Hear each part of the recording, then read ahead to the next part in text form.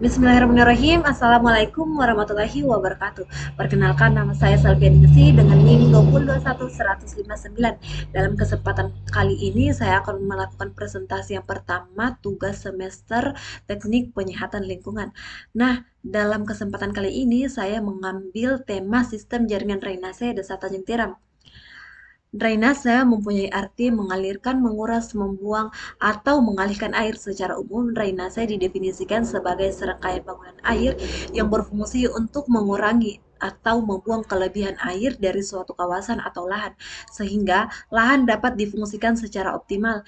Drainase juga diartikan sebagai usaha untuk mengontrol kualitas air tanah dalam kaitannya dengan salinitas. Dalam bidang teknik sipil, drainase secara umum dapat didefinisikan sebagai salah satu tindakan teknis untuk mengurangi kelebihan air, baik yang berasal dari air hujan, rembesan, maupun kelebihan air irigasi dari suatu kawasan atau lahan. Jika penanganan drainase kurang baik, maka akan mengakibatkan tergenangnya daerah sekitar saluran drainase. Pertumbuhan kota dan perkembangan industri menimbulkan dampak yang cukup besar pada siklus hidrologi, sehingga berpengaruh besar terhadap sistem drainase perkotaan. Sebagai contoh adalah perkembangan kawasan hunian yang disinyalir sebagai penyebab banjir dan genangan di lingkungan sekitarnya. Hal ini disebabkan karena perkembangan urbanisasi yang menyebabkan perubahan tata guna lahan. Oleh karena itu, perkembangan kota harus diikuti dengan peningkatan dan perbaikan sistem drainase. Kondisi drainase di Desa Tanjung Tiram belum tersistem secara baik dikarenakan dimensi drainase per segmen. Dalam hal ini, rumah atau bangunan berbeda-beda dan terkesan dibuat dengan sembarangan, sehingga diperlukan studi agar nantinya drainase di wilayah Desa Tanjung Tiram dapat bekerja dengan lebih baik lagi. Penanggulangan banjir dengan melakukan pembangunan fisik seperti memenuhi syarat sungai yang ideal, seperti adanya sudetan, pembuatan penampungan air, kemampuan pengaliran air ke sungai lainnya, dan dengan kombinasi di antaranya. Pendekatan ini membutuhkan waktu untuk perencanaan dan pelaksanaan serta biaya yang besar, namun dapat menghilangkan banjir atau genangan yang terjadi pada suatu daerah. Pertumbuhan penduduk dan pembangunan menyebabkan perubahan tata guna lahan, di mana yang semula lahan terbuka menjadi areal pemukiman. Dampak dari perubahan tata guna lahan tersebut adalah meningkatnya aliran permukaan langsung, sekaligus menurunnya air yang meresap ke dalam tanah. Air sebagai sumber kehidupan juga berpotensi besar terhadap timbulnya bencana yang sangat merugikan.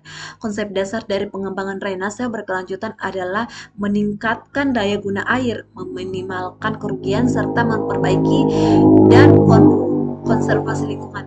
Prioritas utama dalam mewujudkan konsep tersebut harus ditunjukkan untuk mengelola limpasan permukaan dengan cara mengembangkan fasilitas untuk menahan air hujan atau rainfall retention facility. Fasilitas resapan dikembangkan di daerah-daerah mempunyai tingkat permeabilitas tinggi dan secara teknis pengisian air tanah tidak mengganggu stabilitas geologi. Fasilitas resapan dapat berupa parit, sumur, kolam maupun perkerasan yang poros. Fasilitas penahan air hujan dia terbagi menjadi dua tipe, yaitu tipe penyimpanan dan tipe peresapan. Untuk tipe penyimpanan juga terbagi menjadi dua tipe, yaitu penyimpanan di luar lokasi dan penyimpanan di dalam lokasi. Penyimpanan di luar lokasi terbagi menjadi beberapa bagian, yaitu retending basin, kolam regulasi, taman, halaman sekolah, lahan terbuka, lahan parkir, lahan antara blok rumah, dan ruang terbuka lainnya. Untuk tipe peresapan terbagi menjadi 4 bagian, yaitu parit, sumur resapan, kolam resapan, dan perkerasan resapan. Perencanaan saluran drainase. Saluran drainase harus direncanakan untuk dapat melewati debit terencana dengan aman. Perencanaan teknis saluran drainase menurut Suripin mengikuti tahapan-tahapan sebagai berikut, yaitu menentukan debit terencana, menentukan jalur saluran, merencanakan profil memanjang saluran, merencanakan penampang melintang saluran, mengatur dan merencanakan bangunan-bangunan serta fasilitas sistem drainase. Untuk debit hujan, perhitungan debit hujan untuk saluran drainase di daerah perkotaan dapat dilakukan untuk menggunakan rumus rasional atau hidrograf satuan.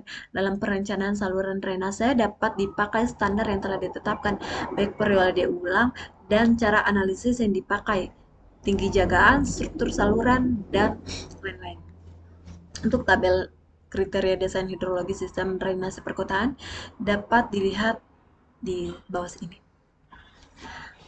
Mungkin itu saja yang dapat saya sampaikan.